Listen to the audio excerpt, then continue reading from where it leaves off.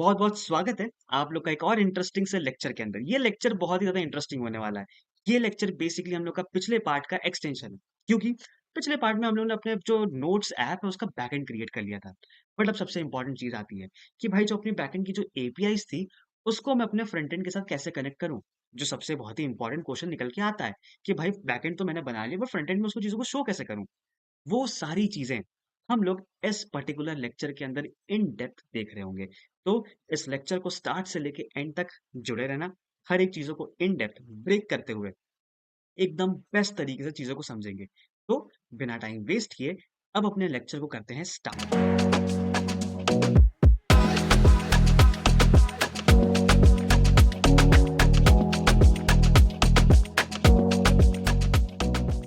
तो अब देखो, ये है अपना बैकएंड का कोड जो हम लोगों ने लास्ट लेक्चर में बनाया था। हम लोगों ने एमवीसी मॉडल देखा था, एक अच्छा सा फोल्डर स्ट्रक्चर को फॉलो किया था हम लोग ने। अब उसी चीज को हम लोग आगे मूव ऑन करवाते हैं। कैसे? देखो, सबसे पहले मैं कहता हूँ कि अपना बैकएंड अपना तैयार था। उसको करते हैं पहले स्टार्ट। तो मैंने टर्मिनल ओपन किया। अब देखो, टर्मिनल में वही सिंपल सी बेसिक सी चीज कि भाई अभी नोट्स ऐप दिखा रहा है, मतलब मेरा टर्मिनल जो खुला हुआ है वो नोट्स ऐप पे खुला है, पर मेरा बैकएंड का कोड तो बैकएंड वाले फोल्डर के अंदर है। तो मैं क्या करूंगा, डायरेक्टरी चेंज करूंगा। मतलब टर्मिनल की भाषा में मान लो फोल्डर को डायरेक्टरी कहते हैं। तो अपना एक कमांड है सीडी, चेंज डायरेक्टरी। सीडी किया और अपने बैकएंड वाले फोल्डर का मैं नाम लिख दूंगा। देखो, कुछ इनिशियल्स लिखे, BAC, टैब दबाऊंगा, उसने अपने आप का नाम कंप्लीट कर लिया। एंटर दबाता हूँ, मतलब बैकएंड वाले फोल्डर में मैं आ गया। बहुत बेहतरीन। अब अपने रन करने की command npx nodemon index. Index के भी कुछ इनिशियल्स और टैब दबाऊंगा तो वो पूरा कंप्लीट करेगा। अब इंडेक्स ही क्यों यूज करना है? क्योंकि जो मेरी मेन फाइल का नाम है वो है index.js। इन केस आपने पिछली वीडियो को मिस किया है तो पहले उस चीज को जाके देखना, तो आपको ज्यादा क्लैरिटी मिलेगी। एंटर करता हूँ। अब अपना जो बैकएंड सर्वर है वो स्टार्ट हो जाएगा। अब देखो, बैकएंड में मुझे फिलहाल कोई काम नहीं करना है, बस स्टार्ट करना है और एक बार टेस्ट करना है कि भाई अपना जो सर्वर है वो काम कर रहा है या नहीं काम कर रहा है, बस। इससे ज़्यादा मुझे इसके अंदर कुछ नहीं करना है। तो मैं अपने पोस्टमैन पे आता हूँ। पोस्टमैन पे कि मैं गेट एपीआई रन करवाता हूँ।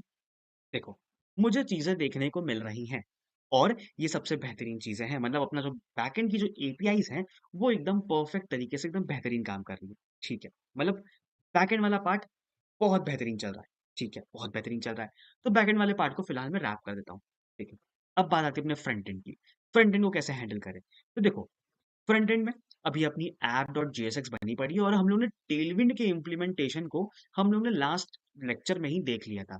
लाइव स्ट्रीम की आपको जो लिंक है वो आपको मिल जाएगी, चैनल पे जाके देख लीजिए। उस वीडियो को पूरा आप डेप्थ में देखिए। वहां बस चीजें मैंने सेटअप करके रखी थी, बस सिर्फ और सिर्फ टेलविंड को सेटअप किया था, उसके अलावा कुछ नहीं किया। बट अभी तो मुझे बहुत सारे राउट्स भी क्रिएट करने पड़ेंगे, तो वो क्या करेंगे, अभी करेंगे। तो अब एक टर्मिनल में तो अपना बैकएंड चल रहा है। अब फ्रंट एंड में कैसे चलाऊं कि भाई इसको बंद कर दूंगा तो अपना बैकएंड बंद हो जाएगा? हाँ, बंद हो जाएगा। तो मैं कैसे करूंगा? तो देखो, बैकएंड के जस्ट बगल में अपने पास प्लस का आइकन है। हाँ है, तो भाई इसका क्या करेगा? देखो, अगर मैं इस पे होवर कर रहा हूँ तो यहाँ लिख के आ रहा है न्यू टर्मिनल। हाँ, लिख के तो आ रहा है। मैं क्लिक कर दूंगा। क्लिक करने पे क्या होगा? देखो, अब एक दो टर्मिनल्स मुझे यहाँ शो होने लग गए।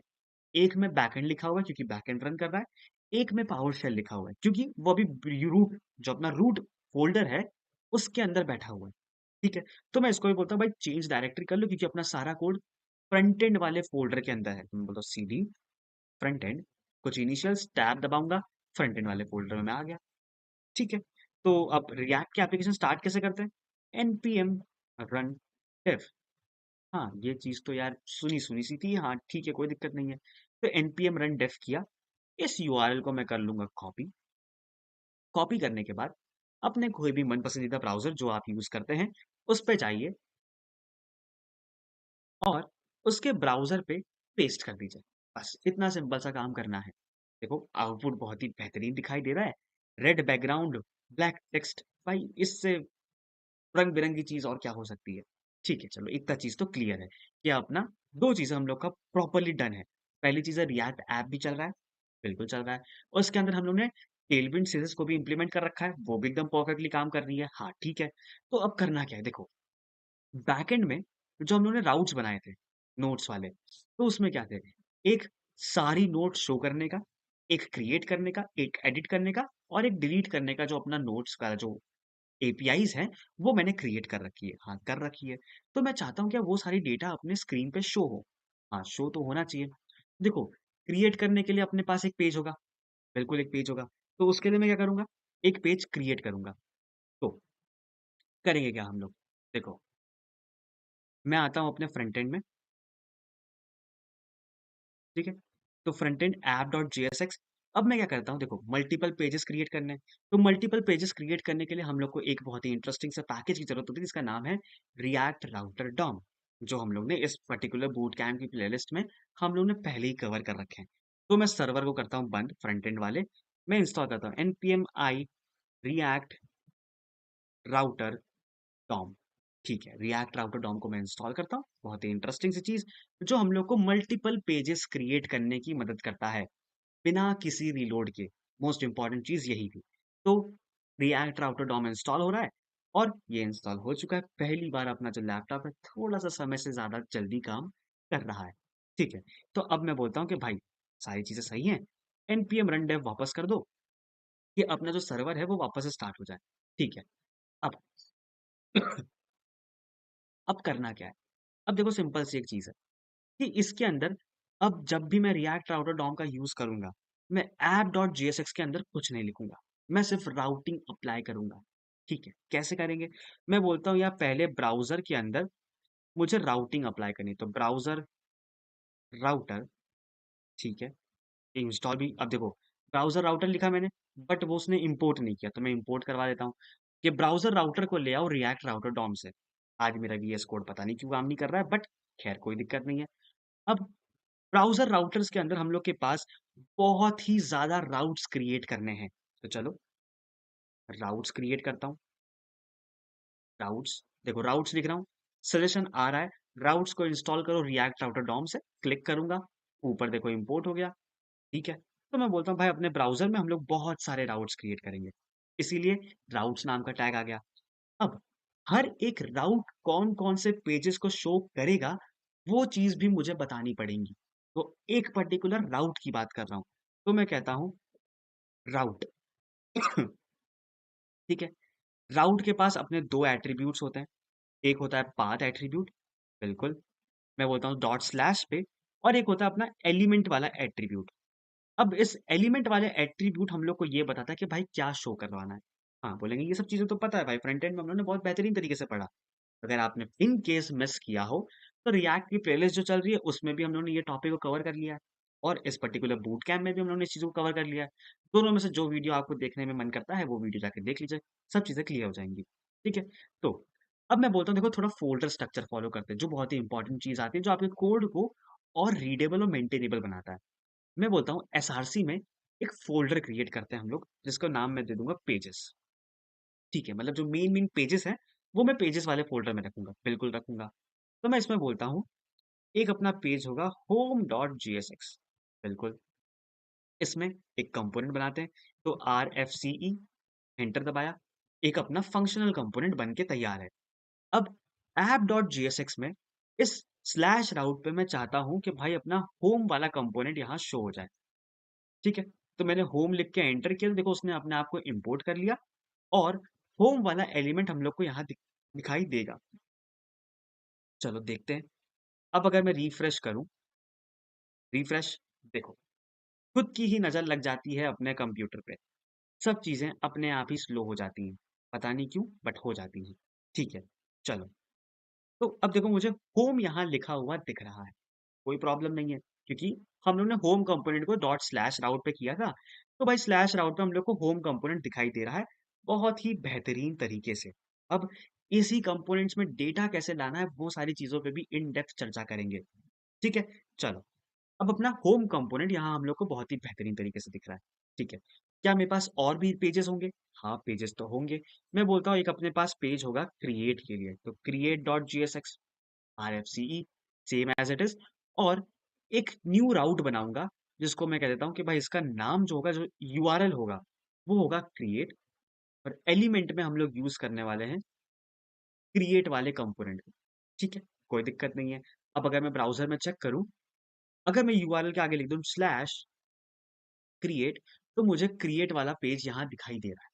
बहुत मतलब बहुत बेहतरीन तरीके से हम लोग चीज़ों को बिल्ड कर रहे हैं, ठीक है।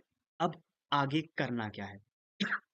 देखो, अब आगे मैं बोलता हूँ सबसे पहले तो अपनी वेबसाइट का एक जो बहुत ही इम्पोर्टेंट चीज़ होता है, वो होता है हेडर। तो चलो हेडर क्रिएट करते हैं, ताकि मैं क्रिएट पेज पे उन सारे पेजेस पे जंप कर पाऊँ, ईज़िली। तो उस चीज़ के लिए मुझे एक हेडर तो कंपोनेंट होना ही चाहिए। तो मैं एसआरसी के अंदर एक और फ़ोल्डर क्रिएट करूँगा जिसका नाम मैं दे दूँगा कंपोनेंट्स। क्यों कंपोनेंट्स? क्योंकि उसके अंदर जो भी अपने ब्लॉक्स होंगे, यूआई होंगे जो रिपीटेबल हैं, वो मैं इसके अंदर क्रिएट कर रहा हूँगा। तो मैं इसके अंदर बोलता हूँ कि भाई एक नैवबार नाम का एक कंपोनेंट हम लोग क्रिएट करते हैं। मतलब navbar.jsx फाइल बन चुकी है। RFCE किया, मतलब ये भी एक कंपोनेंट बन चुका है। अब इस कंपोनेंट को मैं जहाँ चाहूँ वहाँ मैं यूज़ कर सकता हूँ। मैं कहता हूँ होम पे आया, मैंने इस चीज़ को हटाया और यहाँ मैं कहता हूँ टैग की तरह मैं कहता हूँ नैव बार। तो देखो नैव बार जैसे ही लिख रहा हूँ तो मुझे सजेशन मिल रहा है कंपोनेंट्स वाले फ़ोल्डर के अंदर नैव बार वाली फ़ाइल। इस पे मैं क्लिक कर दूँगा और इसको सेल्फ क्लोजिंग की तरह बंद कर दूँगा। तो अब अगर मैं होम पेज पे जाऊँ, तो मुझे होम पेज पे नैव बार दिखाई देना चाहिए। रिफ्रेश करते हैं तो देखो रिफ्रेश करने पे नैव बार दिखाई दे रहा है। खुद की ही नज़र लग चुकी है। लैपटॉप वापस से स्लो हो चुका है। बधाई हो दोस्तों। ठीक है, चलो। अब क्रिएट वाले पेज पे भी मैं चाहता हूँ कि भाई नैव बार तो दिखाई दे मुझे। तो मैं यहाँ भी कहता हूँ नैव बार और यहाँ H1 में लिख देता हूँ कि क्रिएट या चलो ऐड अ न्यू नोट्स। ठीक है? ये लिख देते हैं। चलो कुछ लिखते हैं ताकि चीज़ें कुछ डिफरेंशिएट हम लोग कर पाएँ कि भाई नैव बार वाला जो क्रिएट वाला पेज कौन-सा है और अपना होम पेज कौन-सा है। ठीक है? तो मैं अब होम पेज पे आता हूँ। यहाँ तो सिर्फ नैव बार है, काम चल जाएगा। अब चलो नैव बार को फटाफट डिज़ाइन करते हैं। मैं कहता हूँ class name max with with अपनी कह देता हूँ मैं, मान लीजिए 6 एक्सेल और MX auto PY2 PG red 500 देखते हैं कैसा लगता है देखने में। देखो, कुछ डिसेंट सा चीज़ें हम लोग को दिखाई दे रही हैं। अब मैं करूँगा क्या? मैं अपना ये बीजी रेड को मैं हटा दूँगा, ताकि बैकग्राउंड कलर रेड ना रहे। हम लोग की चीज़ें नॉर्मल ही शो हो, वो ज़्यादा बेहतर लगेंगी। थोड़ा खाँसी को इग्नोर करना, थोड़ी-सी तबीयत गड़बड़ है इसीलिए खाँसी आ रही है बट कोई टेंशन की बात नहीं है। अब मैं फटाफट इसके अंदर अपना हेडर क्रिएट करता हूँ। मैं बोलता हूँ H1 लिखते हैं कोड की पाठशाला, ठीक है? और अपने पास यहाँ लिंक्स होने वाली हैं 2-3, ठीक है? तो मैं कहता हूँ डिव बनाएँगे और डिव के अंदर देखो एक पेज से दूसरे पेज पे जाना है, बिना रिलोड हुए, तो उसके लिए रिएक्ट राउटर डॉम हम लोग को एक टैग देता है, बहुत ही इंटरेस्टिंग का टैग है जिसका नाम है लिंक टैग। तो मैं लिंक जैसे ही लिख रहा हूँ, देखो सजेशन आ रहा है रिएक्ट राउटर डॉम पे, क्लिक करूँगा, इम्पोर्ट हो चुका है, बहुत बेहतरीन। और मैं इसके अंदर लिख सकता हूँ होम। ठीक है, होम लिख सकता हूँ, बट मैंने इसका यूआरएल तो पास किया ही नहीं, तो लिंक के अंदर एक एट्रीब्यूट यूज़ होता है टू नाम का। इसके अंदर मैं बस अपना यूआरएल पास कर दूँगा, मैं कह दूँगा स्लैश यूआरएल पे होम भेज देना और क्रिएट वाले पे मैं बोल दूँगा ऐड अ नोट, ठीक है? ये मैं फिलहाल सिंपल सा एक चीज़ मैं कह रहा हूँ, ठीक है? अब देखिए अगर हम लोग, तो हम लोग को अपना जो नैव बार है, वो थोड़ा अच्छी तरीके से दिखाई दे रहा है, बट थोड़ी और स्टाइलिंग करना तो बनता ही है यार। मैं कहता हूँ flex items center justify between, ताकि वो दोनों के बीचेस में स्पेसेस आ जाएँ, ठीक है? बहुत बेहतरीन। इस डिफ को भी मैं कहूँगा कि भाई क्लास ले लो अपनी फ्लेक्स, गैप ले लो अपने में 4 का, ताकि बीच में थोड़ी-सी स्पेसिंग तो भाई बनी रहे, ठीक है? कोई दिक्कत नहीं है। और इन पूरे को मैं कह देता हूँ कि भाई ट्रैकिंग जो है वो टाइटर कर लेना, ताकि चीज़ें और अच्छी तरीके से शो हो। और H1 का फ़ॉन्ट मैं थोड़ा-सा कर देने वाला हूँ सेमी बोल्ड, ठीक है? देखो सेमी बोल्ड ज़्यादा ख़ास तो नहीं बट एक डिसेंट सा हम लोग को बनता हुआ दिख रहा है, ठीक है? अब अगर मैं होम पे जाऊँ, होम को मैं मेन कंटेनर को दे दूँ कि भाई पीजी ज़िंक 200, ठीक है? बहुत बेहतरीन। और मैं इसको बोलता हूँ मिन हाइट स्क्रीन, बहुत बेहतरीन। और यही सेम डिफ को मैं कर लूँगा कॉपी और अपने क्रिएट वाले पेज में भी मैं इसको यहाँ पेस्ट कर दूँगा, ठीक है? अब देखो अब मैं जब भी ऐड टू नोट पे क्लिक करूँगा तो मुझे क्रिएट पेज पे जाना चाहिए।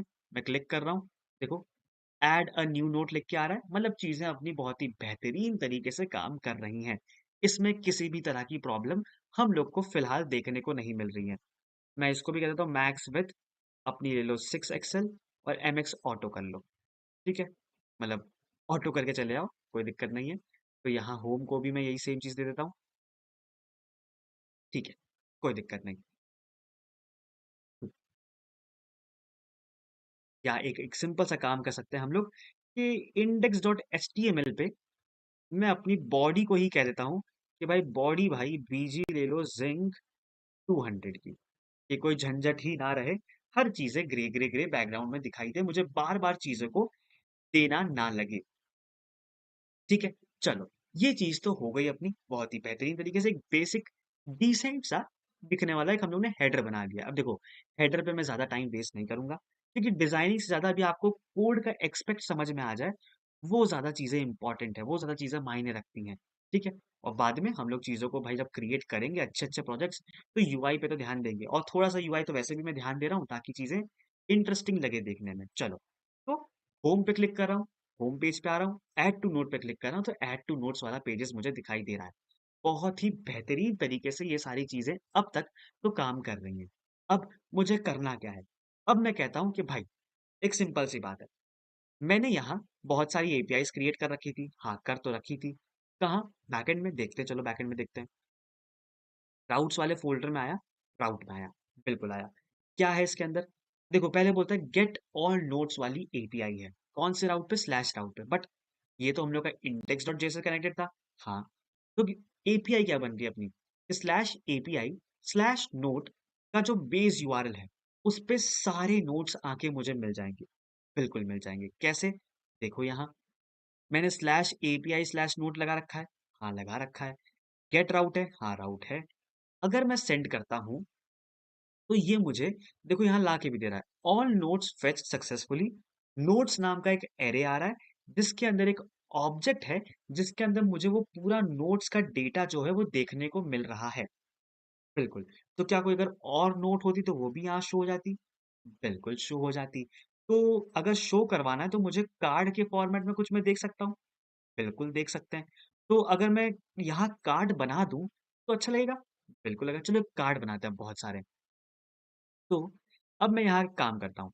अपने होम पेज पे मैं चाहता हूँ जितनी भी नोट्स हैं, जितनी भी नोट्स आज तक मैंने क्रिएट करी हैं, वो सारी नोट्स मुझे अपने स्क्रीन पे दिख जाएँ। तो मैं बोलता हूँ H1 बनाता हूँ, मैं कह दूँगा लेटेस्ट, लेटेस्ट नहीं, योर नोट्स, ठीक है? योर नोट्स लिखता हूँ और यहाँ चीज़ें दिखाई दे रही हैं। मैं इसको कहता हूँ क्लास my4 टेक्स्ट 3 एक्सेल, और टेक्स्ट मैं कह देता हूँ ब्लू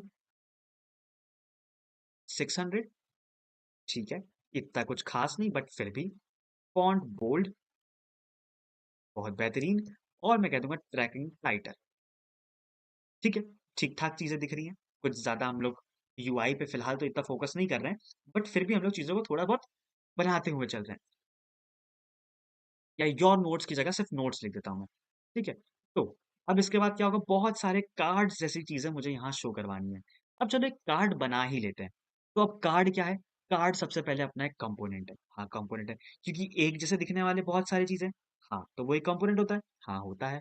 तो कंपोनेंट के अंदर मैं कहता हूँ एक कार्ड्स डॉट jsx नाम का कंपोनेंट बना, RFCE किया, ठीक है?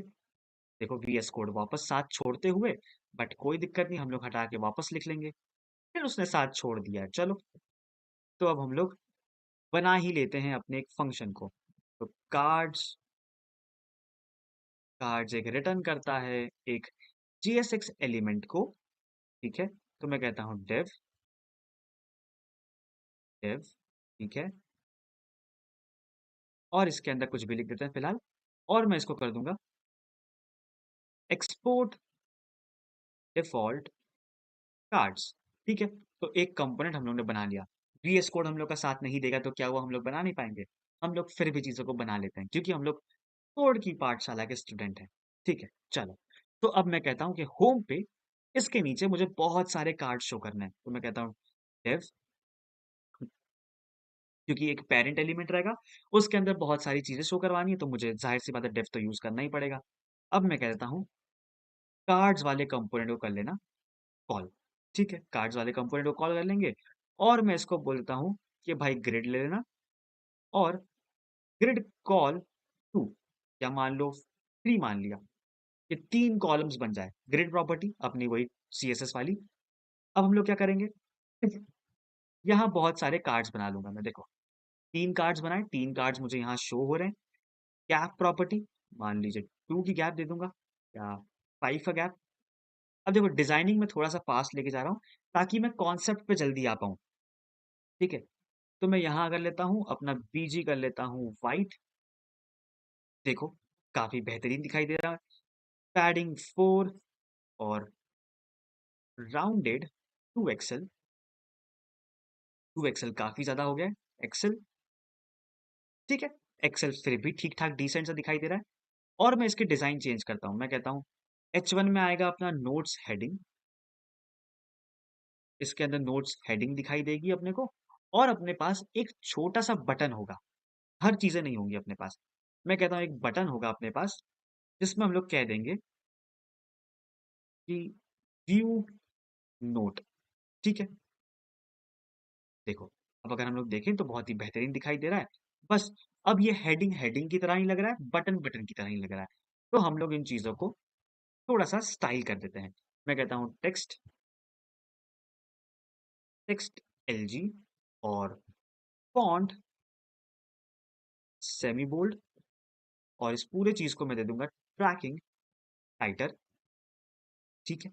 बहुत ही अच्छी तरीके से दिखाई दे रहा है और इसको मैं क्लास देता हूँ कि भाई बीजी ले लेना ब्लू 500 ब्लर 500 नहीं, ब्लू 500 और px4 py2 टेक्स्ट वाइट और राउंडेड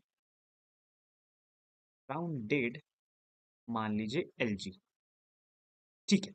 बहुत बेहतरीन और my2 ठीक है? ऊपर से स्पेसिंग भी आ गई और टेक्स्ट में बोलता हूँ इसका टेक्स्ट छोटा ही कर देना, इसका टेक्स्ट ज़्यादा बड़ा ना रहे और फ़ॉन्ट सेमी बोल्ड, ठीक है? बहुत ही डिसेंट सा मतलब कुछ ज़्यादा इंटरेस्टिंग सा तो नहीं बट एक डिसेंट सा हम लोग को यूआई देखने को मिल रहा है कि भाई अपने पास कार्ड्स हैं, बहुत सारे कार्ड्स शो हो रहे हैं और उसके पास अपने पास एक बटन है जिस पे क्लिक करने पे हम लोग को वो चीज़ रीडायरेक्ट लेकर के लेके जाएगा उसके सिंगल पेज पे। तो हम लोग बेसिकली नोट्स ऐप बना रहे हैं तो हम लोग नोट्स ऐप क्रिएट करेंगे। तो अपने पास नोट्स क्रिएट करने का ऑप्शन होने चाहिए जो बेसिकली इस ऐड नोट वाले पेज पे होंगे। होम पेज पे एक ऐसा पेज होना चाहिए जिसके अंदर हम लोग को सारे नोट्स शो हो रहे हों। तो वो नोट्स हम लोग को यहाँ शो करेंगे। तो अब तक तो इतनी चीज़ें तो काम हो रही हैं। बट आपके मन में एक सवाल उठ रहा होगा कि भैया आप तो ये डिज़ाइनिंग वाला पार्ट कर रहे हो। ये तो हम लोग रिएक्ट में पहले ही सीख चुके हैं। इस बूट कैंप में भी सीखा है। आपने प्लेलिस्ट में अलग से भी सिखाया है। बट मेरा जो मेन क्वेश्चन था कि भाई हम लोग अपने बैकएंड के डेटा को कैसे लाएँ? वो चीज़ तो आपने बताई नहीं। तो देखो पहले यूआई ही बनता है, उसके बाद ही कनेक्ट करते हैं। तो अब मैंने यूआई बेसिक सा बना लिया। अब चलो हम लोग अपने एपीआई से डेटा को अपने फ्रंट एंड पे लेके आते हैं। अब एपीआई कॉल करेंगे तो वो कैसे करेंगे? देखो एपीआई कॉल करने के लिए मैं बोलता हूँ आप लोग एक्सियोस का यूज़ करें, ठीक है? कैसे? मैंने सर्वर को बंद किया, मैं कहता हूँ npm i एक्सियोस करके एक पैकेज है, जो बेस्ट है, चीज़ों को एपीआई कॉल करने के लिए। तो मैं npm i एक्सियोस करता हूँ, चीज़ें इंस्टॉल होना स्टार्ट हो गई हैं, ठीक है? तो मैं एक्सियोस अपना इंस्टॉल हो रहा है और जैसे ही इंस्टॉल होता है, वैसे हम लोग चीज़ें करेंगे। अब उससे पहले एक जो मेजर कन्फ्यूज़न जो बहुत से लोगों को होती है, उस चीज़ पे थोड़ी-सी करते हैं चर्चा। कौन-सी कन्फ्यूज़न है वो? कि देखो बहुत से लोग क्या सोचते हैं कि जो हम लोग को एपीआई कॉल करना होगा, वो करना होगा इस कार्ड वाले कंपोनेंट के अंदर। बट देखो, कार्ड वाला कंपोनेंट अलग-अलग जगह भी यूज़ हो सकता है, अलग-अलग डेटा भी हो सकता है। हाँ, हो सकता है। तो मैं डेटा चाहता हूँ अपने होम पेज पे। तो जब मैं डेटा होम पेज पे चाहता हूँ, तो मैं कॉल कार्ड कंपोनेंट पे भी करूँगा। तो मैं कॉल करूँगा अपने home.jsx पे क्योंकि मैं डेटा चाहता हूँ अपने होम पेज पे। तो ज़ाहिर-सी बात है एक कॉमन सी सेंस अगर मैं बात करूँ, तो अगर मैं होम पेज पे डेटा चाहता हूँ, तो मैं होम पेज पे डेटा को कॉल करूँगा। हाँ, ये तो करेंगे। तो वही चीज़ में अब यहाँ कोड लिखते हैं। बिल्कुल लिखते हैं। कैसे? रिटर्न के ऊपर मैंने थोड़ी जगह बनाई। मैं एक बेसिक सा फंक्शन बनाता हूँ मतलब फंक्शन गेट ऑल नोड्स नाम का एक फंक्शन बना लेता हूँ। ठीक है। अब मैं एपीआई कॉल करूँगा फेच की मदद से नहीं। मैं एपीआई कॉल करने वाला हूँ एक्सियोस की मदद से। देखो कितना ईज़ी हो जाएगा एक्सियोस की मदद से एपीआई कॉल करना। मैं कहता हूँ एक्सियोस लिखा मैंने, ठीक है? एक्सियोस लिखता हूँ, उससे पहले मुझे इम्पोर्ट करवाना पड़ेगा। मैं कहता हूँ इम्पोर्ट एक्सियोस फ्रॉम एक्सियोस, ठीक है? मैंने एक्सियोस फ्रॉम एक्सियोस किया, तो यहाँ मैंने इम्पोर्ट करवा लिया, बहुत बेहतरीन। अब मैं क्या बोलता हूँ देखो, एक्सियोस का यूज़ करने में इसलिए भी कहता हूँ, क्योंकि जो बैकएंड सीख रहा है, उसको एचटीटीपी मेथड्स पता है। कैसे मेथड्स पता है? कि गेट मेथड होता है, पोस्ट मेथड होता है, पुट होता है, डिलीट होता है। हाँ, होता है। मेथड क्या होते हैं? भाई ऑब्जेक्ट के अंदर का एक फंक्शन। मतलब अगर एक ऑब्जेक्ट का नाम डेटा है, तो उसके अंदर मेथड है तो मैं कैसे लिखूँगा? कि डेटा डॉट गेट मेथड है और उस फंक्शन को कॉल कर दूँगा। हाँ, ये तो मेथड तो पता था, आपने बताया था दिस वाले वीडियो के अंदर, कि जिसमें उन्होंने दिस कीवर्ड पढ़ा था। हाँ, तो गेट एक मेथड है। हाँ, है मेथड। एक्सियोस की मदद से गेट मेथड की मतलब जो भी हम लोग चीज़ें हैं वो कॉल कर सकते हैं। हाँ, कर सकते हैं। तो मैं कहूँगा कि तो डॉट गेट एक मेथड था, कॉल कर लेंगे। हाँ, कर लेंगे। ठीक है। तो गेट करेगा वो कहाँ से करेगा? अपनी एपीआई से। एपीआई क्या है अपनी? जो हमने यहाँ यूज़ की थी। Localhost 3000 API slash node. Copy किया, सिंगल कोट्स, डबल कोट्स या बैकटिक के अंदर जो भी आप यूज़ करना चाहे, उसके अंदर इसको कर दो पेस्ट। ठीक है। अब एक और इम्पोर्टेंट चीज़ कि भाई क्या अगर ये डेटा अपने एपीआई से है, तो ये फ्रंट एंड का पार्ट नहीं है। हाँ, फ्रंट एंड का पार्ट तो नहीं है क्योंकि बैक एंड का पार्ट है, बैक एंड हम लोगों ने क्रिएट किया। तो हो सकता है डेटा आने में थोड़ा टाइम लगे। हाँ, हो सकता है भाई पॉसिबिलिटी तो बिल्कुल है कि सर्वर पे लोड ज़्यादा हो सकता है, सर्वर पे कुछ और चीज़ें हो सकती हैं, तो डेटा आने में टाइम लग सकता है। तो मैं क्या करूँ? तो इस जगह हम लोग को हैंडल करने के लिए असिंक अवेट का यूज़ करना पड़ेगा। अच्छा, ठीक है, मतलब फंक्शन के आगे मैं असिंक लिखूँगा, एक्सियोस के आगे मैं लिख दूँगा अवेट। हाँ, और इसको मैं सेव कर लेता हूँ एक रिस्पॉन्स नाम के वेरिएबल के अंदर। ठीक है, कोई दिक्कत नहीं है। और नेक्स्ट लाइन में मैं कह देता हूँ कि भाई इसको कंसोल डॉट लॉग करवा देना रिस्पॉन्स को। ठीक है, कोई दिक्कत नहीं। अब फंक्शन बन चुका है, फंक्शन कॉल करना होगा, हाँ, कॉल करना होगा। बट एक छोटी-सी प्रॉब्लम होगी। प्रॉब्लम क्या है? एक छोटी-सी चीज़ समझनी होगी। मैं चाहता हूँ कि भाई ये डेटा कभी भी ना उठ के चला आए। जब अपना होम पेज ओपन हो, तभी ये डेटा आए। मतलब होम पेज की लाइफ साइकिल की बात कर रहा है, कि जब होम पेज क्रिएट होगा तब डेटा आएगा। तो लाइफ साइकिल की जब भी बात आती है तो हम लोग को पता है भाई एक अपना बहुत ही प्यारा सा हुक है जिसका नाम है यूज इफेक्ट। तो उस यूज इफेक्ट हुक का मैं यूज करूंगा। मैं कहता हूँ यूज इफेक्ट। अब यूज इफेक्ट एक हुक है, तो उसको हम लोग हुक का मतलब होता है एक फंक्शन।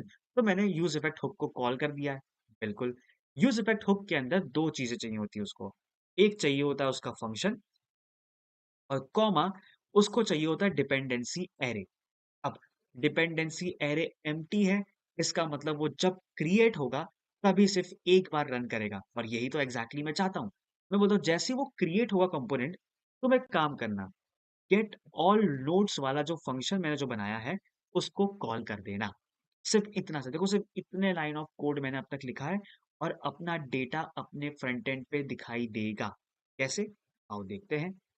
फ्रंट एंड है अपना, कंसोल चेक करता हूँ। कंसोल चेक करें तो रिफ्रेश करते हैं एक बार, तो देखो अब ये क्या दे रहा है, जानबूझ के ये चीजें देखो। अब एक एरर आ रही है, हालांकि ये एरर जानबूझ के आ रही है। मैंने जानबूझ के ये चीजों को छोड़ा है ताकि आपको पता चले कि कहाँ वो एरर्स आती हैं, कैसे उन चीजों को हैंडल करना है। देखो, access to XML HTTP request at localhost 3000 slash API slash node. तो ये तो अपना बैकएंड वाला यूआरएल है। हाँ है। फ्रॉम ओरिजिन लोकलहोस्ट 5173, ये तो अपना फ्रंट एंड वाला है। हाँ है।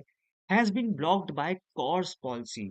अच्छा, मतलब जो अपना लोकल होस्ट 5173 है, वो डेटा मांग रहा है लोकल होस्ट 3000 से। हाँ, बट वो ब्लॉक कर रहा है। कौन ब्लॉक कर रहा है? कॉर्स पॉलिसी ब्लॉक कर रहा है। अब ये कौन होता है भाई?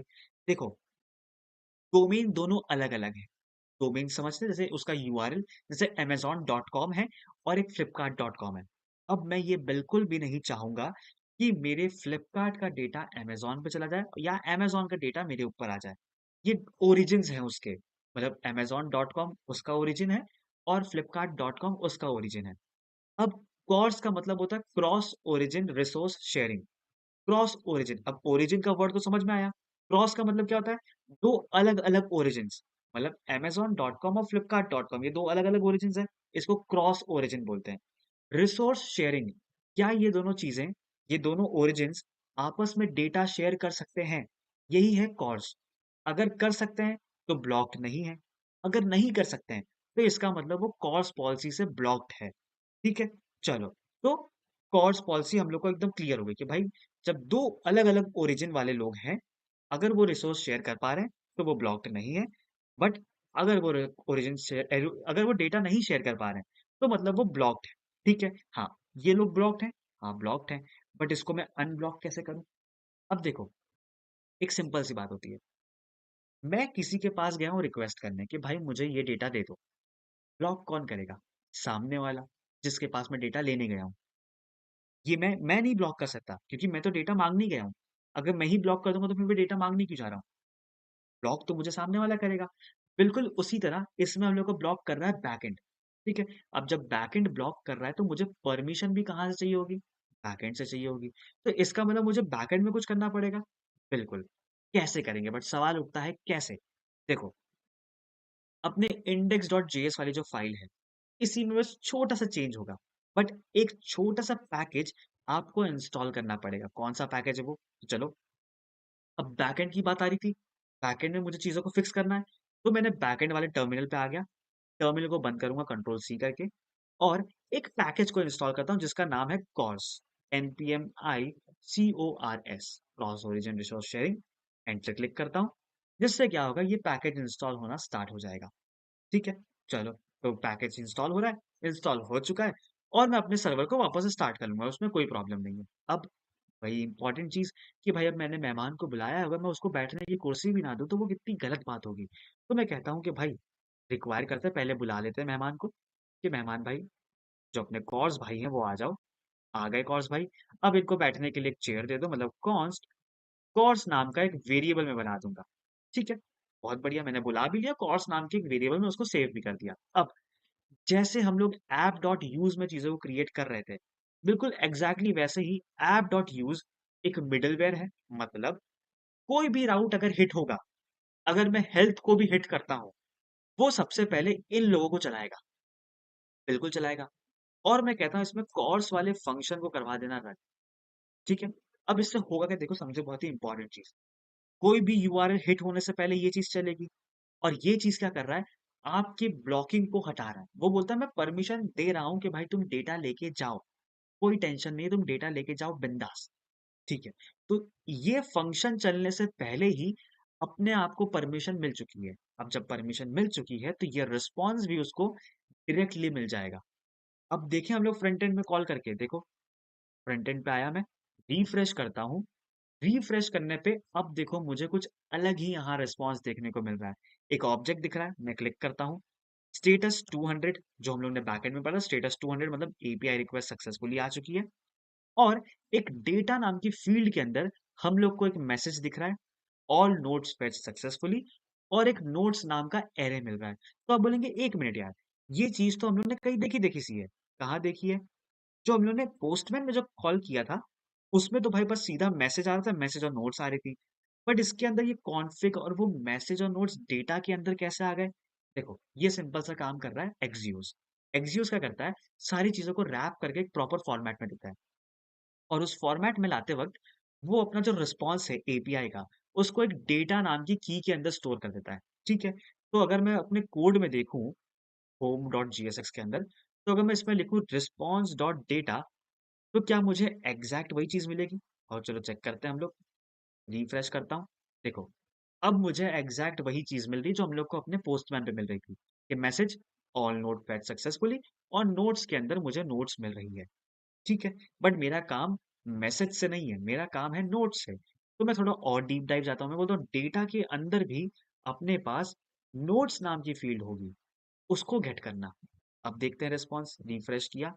देखो, अब प्रॉपर एरे मिल रहा है। अब तो मैं सिंपल सा यही चाहूँगा कि भाई जो एरे मुझे मिल रहा है, वो एरे मुझे अपनी स्क्रीन पे जहाँ भी ये नोट्स हेडिंग लिख के आ रहा है, वहाँ चीज़ें शो हो जाएँ। ठीक है? तो ये चीज़ तो बहुत ही क्लियर है। बट अब एक और इम्पोर्टेंट चीज़, कि भाई जो भी डेटा हम लोग को फ्रंट एंड पे शो करवाना है, उसको मैं कभी भी वेरिएबल में सेव नहीं करूँगा। ठीक है? अब आप बोलेंगे कहाँ सेव करेंगे भाई जब वेरिएबल में सेव नहीं करेंगे? तो अगर आपने रिएक्ट पढ़ा है, तो आपको पता होगा एक यूज स्टेट नाम का हुक यूज होता है, जो बिल्कुल एक वेरिएबल की तरह काम करता है। काम तो करता है, तो उसी के अंदर हम लोग सेव करेंगे। चलो, यूज स्टेट, ठीक है, यूज स्टेट मैंने यूज किया। इसको मैं ऊपर इंपोर्ट भी कर लेता हूँ, यूज स्टेट। चलो, यूज स्टेट में बाय डिफॉल्ट मुझे नहीं पता क्या वैल्यू होगी, तो मैं कह देता हूँ नल रख लो। ठीक है, नल रख लिया मैंने। और मैं इसको कहता हूँ const notes comma set notes. एक हम लोग को वैल्यू प्रोवाइड करवाएगा, और एक फंक्शन है जो चीजों को चेंज करवाने में मदद करेगा। ठीक है, तो मैंने ये कर दिया। अब जैसे ही अपना डेटा आता है, मैं उसको बोलता हूँ सेट नोट्स कर देना, और उसके अंदर response dot data dot notes की वैल्यू को सेव कर देना, मतलब जो अपना एरे है उसको तुम सेव करवा देना। ठीक है, तो मैंने सेव करवा दिया, बहुत बेहतरीन। अब ये जो कार्ड में जो डायनेमिकली जो सॉरी स्टैटिकली जो मैं शो कर रहा था, अब मैं चाहता हूँ मेरे डेटा के हिसाब से शो हो। तो मैं करूंगा क्या, देखो, इस लोग को हटाता हूं मैं यहाँ लगाऊंगा कर्ली ब्रैकेट्स। कर्ली ब्रैकेट्स मतलब अब मैं जो चाहूँ वो मैं लिख सकता हूँ। अब यहाँ मुझे एक छोटा सा काम करना पड़ेगा। मैं बोलता हूँ थोड़ी कंडीशनल रेंडरिंग करता है। मैं बोलता हूँ notes and operator notes dot map. अब देखो ये कर क्या रहा है, ये छोटी सी लाइन कर क्या रही है, देखो एंड ऑपरेटर यूज किया है। एंड ऑपरेटर में क्या होता है, जब दोनों कंडीशंस ट्रू होंगी तभी वो वर्क करेगा। हाँ, करेगा। और उसमें एक और छोटी सी ट्विस्ट होती है। क्या ट्विस्ट होता है कि जब पहली कंडीशन ट्रू होगी तभी वो नेक्स्ट कंडीशन को चेक करेगा, वरना वो जिंदगी में कभी चेक नहीं करेगा। ठीक है, अभी बाय अभी जो बाय डिफॉल्ट वैल्यू है वो क्या है, नल है। नल एक फॉल्स यूनिट होती है, मतलब वो फॉल्स होती है मान के चलो। तो जब नोट्स की बात करूंगा मैं, तो वो तो फॉल्स है, तो आगे वाला मैप तो चलेगा ही नहीं। बिल्कुल नहीं चलेगा। अब क्या करें, जब मैप चलेगा नहीं तो क्या होगा, बट जब डेटा अपना आ जाएगा, सेट नोट्स वाला फंक्शन उसको सेट कर भी देगा, तो उसमें क्या होगा, तब एक एरे होगा। बिल्कुल होगा। और एरे क्या होता है, ट्रुथी वैल्यू होती है। ट्रुथी वैल्यू क्या होती है, जो ट्रू की तरह ट्रीट की जाती है। हाँ, बिल्कुल की जाती है।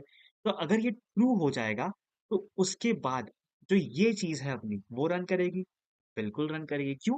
क्योंकि भाई पहली वैल्यू ट्रू हो चुकी है, तो नेक्स्ट वैल्यू तो जाहिर सी बात है वो चेक करेगा।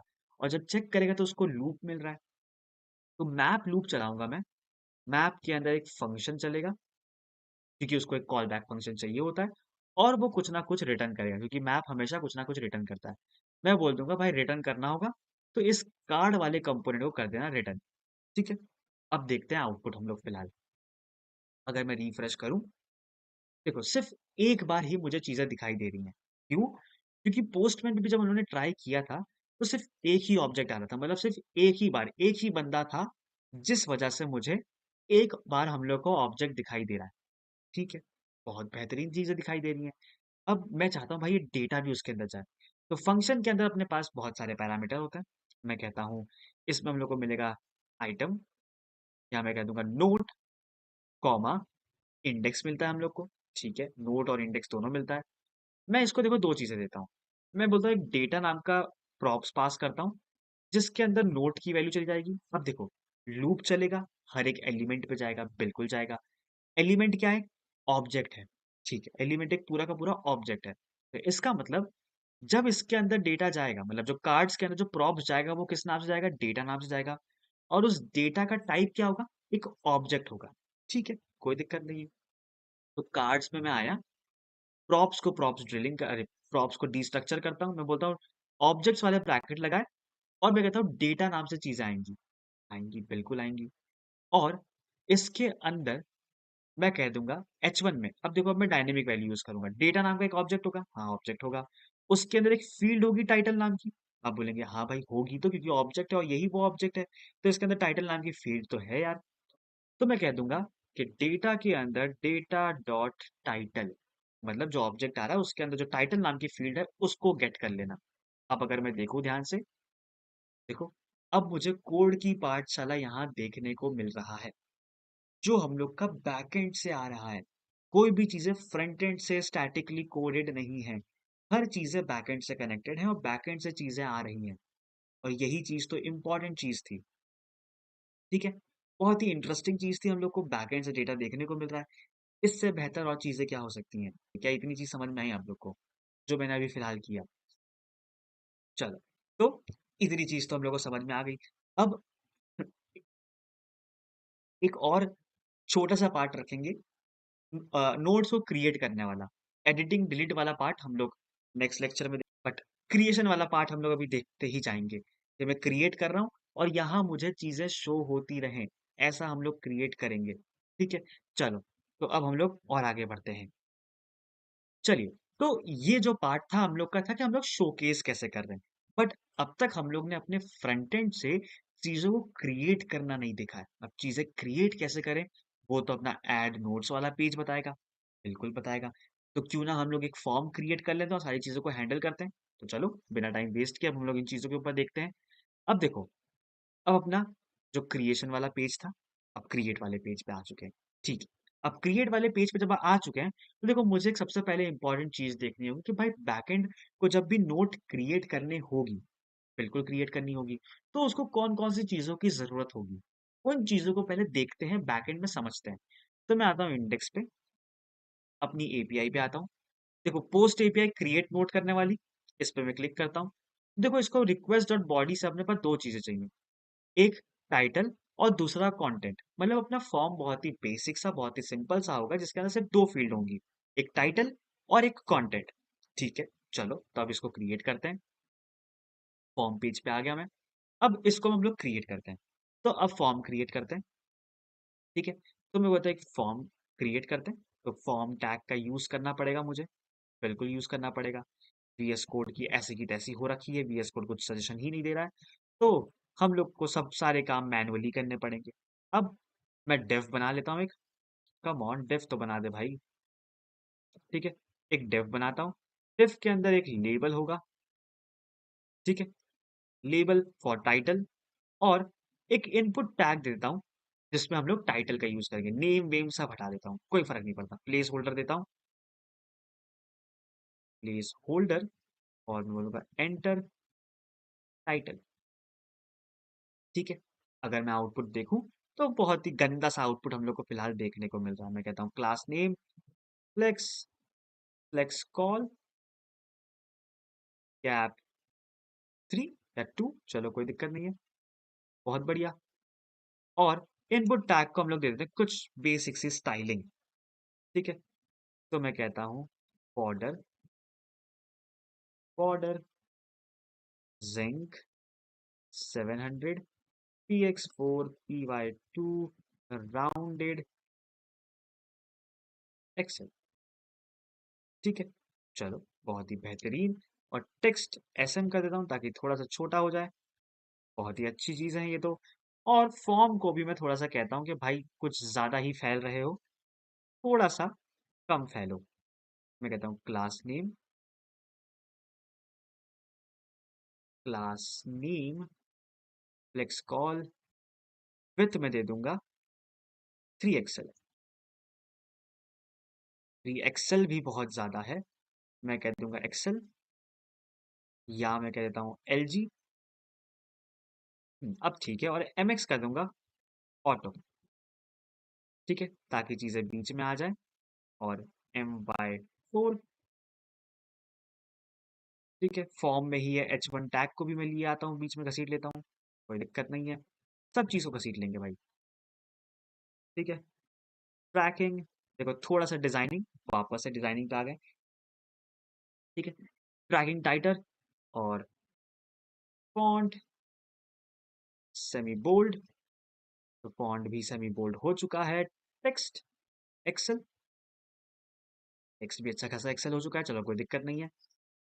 तो टाइटल हो गया। अब मैं बोलता हूँ ऐसे ही मुझे एक और इनपुट फील्ड चाहिए होगी, या टेक्स्ट एरिया चाहिए होगा मान लीजिए। तो मैं टेक्स्ट एरिया लिखता हूँ ताकि थोड़ा बड़ा एरिया चाहिए, क्योंकि मुझे टेक्स्ट एरिया। और इस टेक्स्ट एरिया में मैं कह दूंगा एंटर योर, एंटर कंटेंट। ठीक है, देखो अब ये दो ही वही फील्ड्स थी जो मुझे चाहिए थी। देखो नोट्स कंट्रोलर में जाके मैं देखूं तो मुझे टाइटल और कंटेंट नाम की फील्ड चाहिए थी। ठीक है, बहुत बेहतरीन। तो मुझे वो दो फील्ड्स मैंने यहाँ बना ली है। देखो आउटपुट डिसेंट सा आउटपुट मुझे दिखाई दे रहा है, और एक सबमिट बटन तो मैंने बनाया ही नहीं है, तो मैं बटन बनाता हूँ। ठीक है, एक बटन बनाया मैंने। VS कोड की जिंदाबाद। आज मैं नहीं कहूंगा कि आप लोग कहें कि VS कोड जिंदाबाद, क्योंकि VS कोड बहुत ही ज्यादा दिक्कत दे रहा है, बट कोई दिक्कत नहीं, वो मेरे लैपटॉप की दिक्कत है। मेरा लैपटॉप काफी ज्यादा स्लो हो चुका है, जिस वजह से ये काम थोड़ा सा अटक रहा है। चलो, बट BG मैं कह दूंगा ब्लू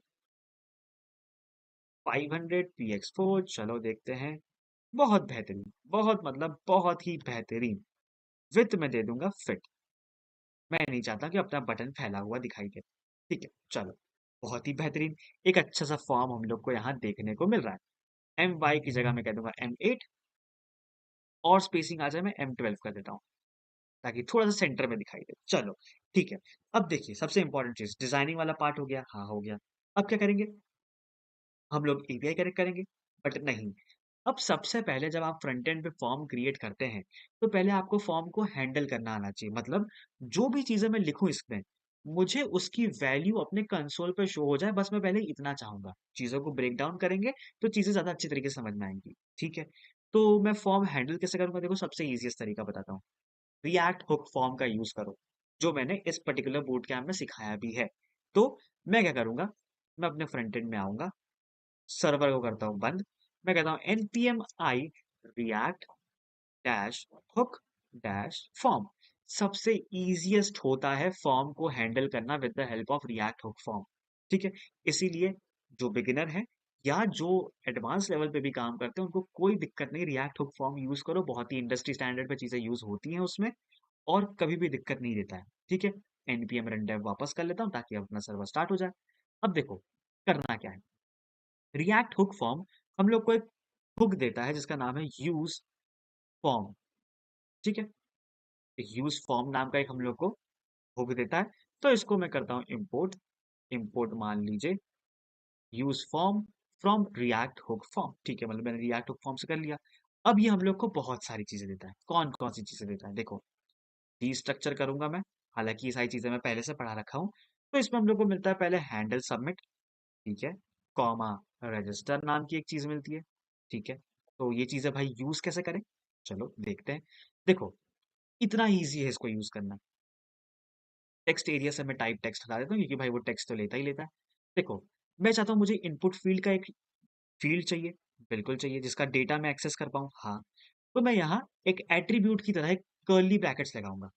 ठीक है, कर्ली ब्रैकेट्स लगाऊंगा। ठीक है, और जो अपना ये रजिस्टर वाला मेथड है, इसको मैं यूज करूंगा। कैसे यूज करूंगा? देखो, स्प्रेड ऑपरेटर की मदद से 3 बार डॉट, और रजिस्टर मेथड को मैं कॉल कर लूंगा।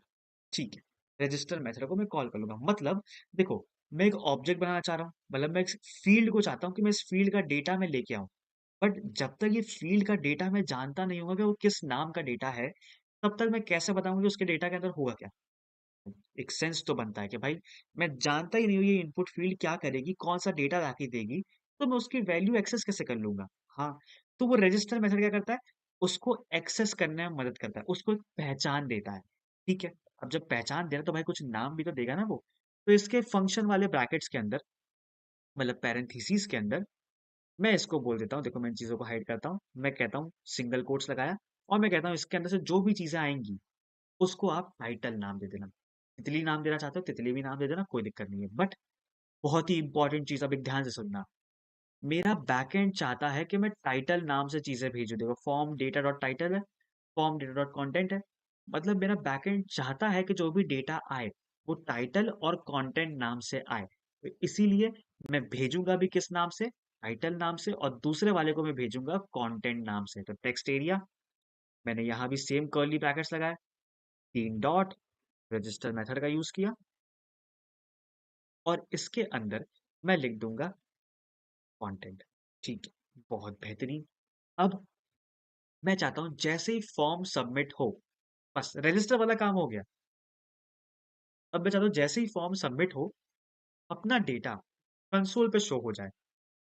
अब वो चीज मैं कैसे करूंगा? देखो, फॉर्म टैग ये रहा, फॉर्म सबमिट होने पे हो चीजें। हाँ, बिल्कुल हो। तो मैं कहता हूँ फॉर्म पे सबमिट पे मैं चला दूंगा ऑन सबमिट इवेंट। ठीक है, ऑन सबमिट इवेंट चलेगा। अब उसके अंदर करना क्या होगा, एक चीज को बहुत ध्यान से देखना है। देखो, मैं अपने हैंडल सबमिट वाले फंक्शन को दूंगा चला। ठीक है, हैंडल सबमिट वाले फंक्शन को, बट हैंडल सबमिट वाला फंक्शन अपने आप में कॉल बैक फंक्शन को एक्सेप्ट करता है। ठीक है? अपने आप में कॉल बैक फंक्शन क्या होता है? कुछ नहीं, एक सिंपल सा फंक्शन होता है, इतना समझो बस। ठीक है? तो मैंने एक फंक्शन बनाया, मैं बोलूँगा हैंडल सबमिट नहीं, हैंडल डेटा, क्योंकि हैंडल सबमिट नाम का तो फंक्शन पहले ही बन रखा है। और इस पे मैं बोलता हूँ कि इसके अंदर आएगा डेटा नाम की फील्ड। अब ये डेटा नाम का पैरामीटर आ कहाँ से रहा है? देखो, ये जो हैंडल सबमिट है ना, ये क्या करेगा? जो हम लोग को यूज़ फॉर्म से मिल रहा है, वो इन सारे रजिस्टर्स की वैल्यू को उठाएगा। ठीक है? मतलब टाइटल नाम की वैल्यू को उठाएगा और अपने कंटेंट नाम की वैल्यू को उठाएगा। क्यों? क्योंकि रजिस्टर देखिए अभी हम लोगों ने सीखा, रजिस्टर क्या करता है?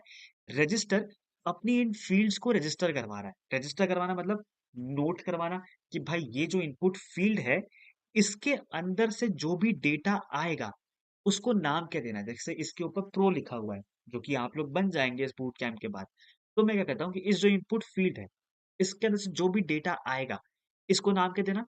टाइटल नाम देना। ठीक है, मतलब इस पे अगर मैंने कुछ भी लिखा, कोड की पाठशाला लिखा, तो इसमें जो भी वैल्यू आएगी, जो इसकी वैल्यू स्टोर होगी, वो किस नाम में स्टोर होगी? टाइटल नाम में स्टोर होगी। ठीक है, बिल्कुल वैसे ही नीचे वाले में किस में स्टोर होगी? कंटेंट नाम में। यही रजिस्टर का काम है। ठीक है, बट अब उस वैल्यू को मैं एक्सेस कैसे करूँ? देखो, ये सारी वैल्यूज उठ के जाती है हैंडल सबमिट पे। ठीक है, मतलब रजिस्टर की वैल्यू जा रही है हैंडल सबमिट के पास। बट हैंडल सबमिट तो अपने आप पहले से फंक्शन बना हुआ है। अगर मुझे कंसोल करवाना है तो मैं कैसे करवाऊँगा? इसीलिए तो वो एक कॉल बैक फंक्शन को एक्सेप्ट करवा रहा है। हैंडल सबमिट पहले से बना हुआ है, तो मैं चेंज कर नहीं सकता। हाँ, बट अगर मैं अपने हिसाब से चीज़ों को हैंडल करना चाहूँ तो? उस चीज़ के लिए मुझे वो कॉल बैक फंक्शन देता है। बिल्कुल, बट कॉल बैक फंक्शन के पास कैसे जाएगा? देखो, जब इस हैंडल सब डेटा वाले फंक्शन को मैं हैंडल सबमिट के अंदर चलाऊँगा, देखो होगा क्या? अभी मैंने बताया, रजिस्टर एक पहचान देता है उसको। हैंडल सबमिट इन सारी चीज़ों को एक्सेस करता है कि भाई एक ये टाइटल नाम की फ़ील्ड थी, इसके डेटा को मैं एक्सेस करूँगा, ठीक है? हैंडल सबमिट बोलता है। बट ये फ़ंक्शन तो पहले से बना हुआ है, मैं यूज़ करना चाहता हूँ। तो एक नया फ़ंक्शन मैं बनाऊँगा और उसको इस हैंडल सबमिट के अंदर यूज़ करूँगा। तो हैंडल सबमिट करेगा क्या? वो इस डेटा को उस छोटे फ़ंक्शन को पकड़ा देगा, मतलब इस हैंडल डेटा वाले फ़ंक्शन को दे देगा। तभी मैंने एक पैरामीटर बनाया डेटा नाम का और मैं अगर सिंपल से इसको कंसोल करूँ, console.log डेटा, अब देखना बेहतरीन चीज़। मैं यहाँ लिखता हूँ, देखो कंसोल ओपन कर लेते हैं पहले हम लोग, रीलोड हो रही है अपनी वेबसाइट, कोई दिक्कत नहीं है। चलो, जल्दी हो जाओ, अपना लैपटॉप बहुत स्लो हो चुका है। मैं यहाँ टाइटल लिखता हूँ कि हेलो वर्ल्ड, ठीक है? और यहाँ मैंने कुछ भी लिख दिया। अब मैं सबमिट जब करूँगा, तो देखना बहुत ध्यान से, सबमिट किया मैंने, मुझे अपने कंसोल पे एक ऑब्जेक्ट देखने को मिल रहा है जिसका टाइटल है हेलो वर्ल्ड और कंटेंट जो भी मैंने यहाँ लिख रखा है वो। तो इतना ईज़ी है रिएक्ट हुक फॉर्म की मदद से हम लोग अपना फॉर्म को हैंडल करना। ठीक है, अब आप बोलेंगे कि यार आपने कहा था कि पहले डेटा अपने कंसोल पे आए वो चीज़ इम्पोर्टेंट है। बिल्कुल इम्पोर्टेंट है। तो वो चीज़ तो हो गई है। हाँ, हो गई है। अब क्या करेंगे? अब भाई बस कुछ नहीं, अब अपनी एपीआई चलाओ, काम खत्म करो। देखो, यहाँ हम लोग को डेटा मिल रहा है। हाँ, मिल रहा है। मैं बोलता हूँ डेटा मिल रहा है ना, एक्सियोस के थ्रू भेज देंगे। तो एक्सियोस लेके आया मैं, ठीक है? देखो इम्पोर्ट नहीं हुआ है, तो इम्पोर्ट कर लेते हैं इसको। Import Axios from single quotes के अंदर या डबल कोट्स के अंदर एक्सियोस लिख देंगे। अब देखो, बैकएंड नॉलेज वापस से। अपना राउट बना है, पोस्ट राउट है, बिल्कुल पोस्ट मेथड का यूज़ हुआ है। तो हम लोग बोलते हैं Axios dot post method use कर लेना। बिल्कुल सही चीज़। अब जो यूआरएल है, वो सेम है अभी भी देखो, जो अपना गेट वाला था और अपना पोस्ट वाला था, दोनों का यूआरएल एकदम सेम है। तो मैं सेम यूआरएल को कॉपी करता हूँ और यहाँ अपने क्रिएट वाले इसके पास पोस्ट वाले में मैं सिंगल कोट्स, डबल कोट्स या बैकटिक के अंदर मैं इस चीज़ को कर दूँगा पेस्ट। ठीक है। अब बट अब आप एक चीज़ कहेंगे कि भाई पोस्ट करूँगा तो मुझे उसको पता कैसे चलेगा कि डेटा कौन-सा लेके जाना है? कि टाइटल और कंटेंट वाला जो ऑब्जेक्ट जो ये डेटा नाम की फ़ील्ड में आया है, मैं उस तक पहुँचाऊँगा कैसे? तो देखो, जब गेट करना होता है, तो हम लोग एपीआई लिख के छोड़ देते हैं। जब पोस्ट करना है मतलब मैं बोलता हूँ भाई ये डेटा भी तो अपने साथ लेके जाओ और जब मैं इस डेटा को भी भेजना चाहता हूँ तो मैं कह दूंगा कि भाई कॉमा लगाऊंगा मैं एपीआई के बाद कॉमा लगाऊँगा और डेटा नाम की फ़ील्ड को भेज दूँगा। मतलब जो भी फ़ील्ड मैंने इस नाम पे बनाई होगी, उस नाम की फ़ील्ड को मैं भेज दूँगा वहाँ से, ठीक है? अब बैकएंड पे जाएगा, हो सकता है टाइम लगे, हो सकता है जल्दी हो जाए, क्या पता? तो मैं बोल दूँगा इसको कि भाई असिंक कीवर्ड का यूज़ करो, ताकि टाइम भी लग सकता है और यहाँ अवेट कीवर्ड मुझे लगाना पड़ेगा ताकि भाई प्रॉपर तरीके से सीक्वेंस में चीज़ें काम करें। सेम रिस्पॉन्स नाम के वेरिएबल में सेव करवाऊँगा और फिलहाल के लिए सिर्फ अभी मैं चेंज करूँगा इसको, बट फिलहाल के लिए मैं कहता हूँ कंसोल डॉट लॉग कर देना रिस्पॉन्स को, ठीक है? चलो, अब मैं क्या कहता हूँ, इस सेम चीज़ को देखो अब हम लोग रिस्पॉन्स भेजते हैं, ठीक है?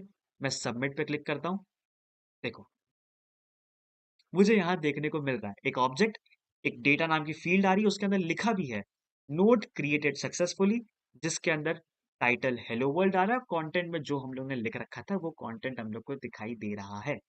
कितनी बेहतरीन चीज है ये। और अगर मैं अब होम पे जाऊं तो देखना क्या होगा, मतलब जो मैंने वहां क्रिएट किया वो मुझे यहाँ शो भी हो रहा है। मतलब अब यहाँ शो कैसे हो रहा है, यहाँ तो मैंने कोई चेंज चेंज ही नहीं किया। तो देखो होम पेज पे यूज इफेक्ट पे हम लोगों ने काम करवाया था।